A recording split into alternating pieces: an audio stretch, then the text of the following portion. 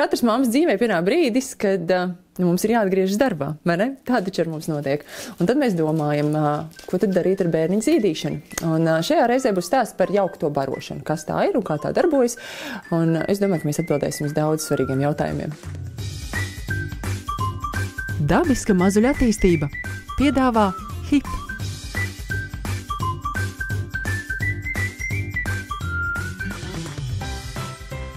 Ilze, tu gatavojies atgriezties darbā, un tu patiesi tam gatavojies, jo tev meitiņa vēl ir maza, bet izstāsti to savu domu gājienu. Kāds tev ir, kā tu vēlies doties uz darbu, un kā tev iet ar krodu zīdīšanu te visā? Būtu ļoti jauki, ja mēs varētu izdarīt tā plānoti un tā mierīgi abām. Es droši vien domāju, tas man būtu tāds mērķis, jo tomēr tas krūts zīdīšanas process ir ļoti intīms abām mums, un es negribu viņu tā noraut. Un es gribētu, kā grāmatā, tā lēnām, tad viņi baro, ēd, un tad mēs beidzam. Vai tas sanāks, es nezinu, bet es esmu tā ceļa pašā sākumā šobrīd. Bērniņš saņem gan krūts pienu, gan piena aizstājēju.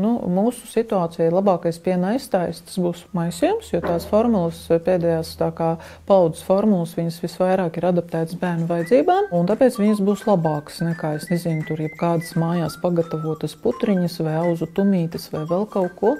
Tāpēc maisījums, kas atbilst bērnu vecumam un bērnu veselības stāvoklim. Man darbs ir saistīts ar ļoti daudz izbraukumiem ārpus Latvijas, ārpus Rīgas. Viņi vēlas pievienoties un pastāstīt, ko viņi par to domā. Līdz ar to es ļoti daudz nebūšu mājās. Un ir risks, ka šāda teiksim, kaut kāda regularitāte, ka viņai mani vajag, piemēram, tur dienā 2 reizes ir neiespējami, jo es vienkārši varu nebūt Rīgā.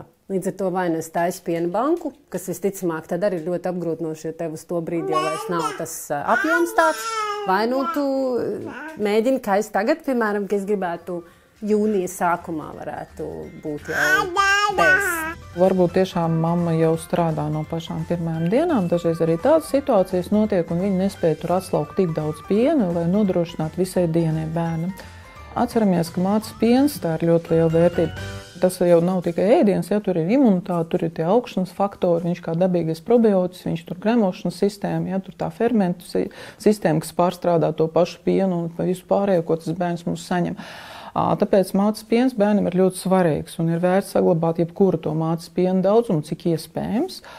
Un ja mēs piebarojam ar maisījumu, tad faktiski, ja mammai piena pietrūks, tad zīdīšanas konsultanta, pieņemsim, uzdevums būtu noskaidrot precīzi, cik tieši pietrūkst, lai pilnībā izmantot to iespējamu mātes piena apjomu, un tikai to nelielo devu, kas ir vajadzīga klāt maisījumu.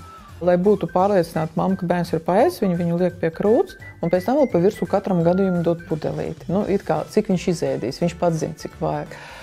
Bet ir tā, ka viņš izēd vairāk, jo viņam sākumā tā plūsma, piena vai maisījuma plūsma mutē, viņa aktivizē zīšanas refleksu. Faktiski, kamēr plūst, viņš zīž.